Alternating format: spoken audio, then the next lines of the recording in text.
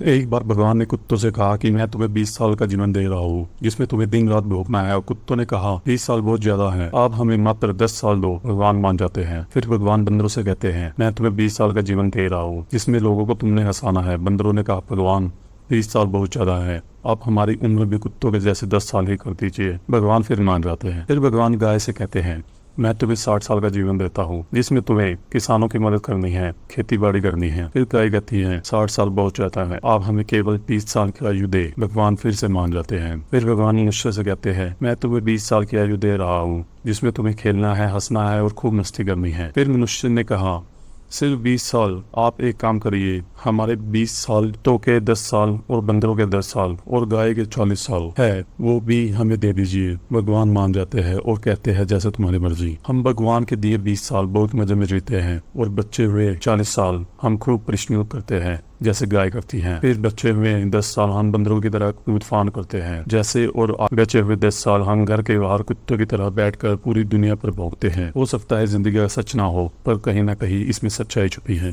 धन्यवाद।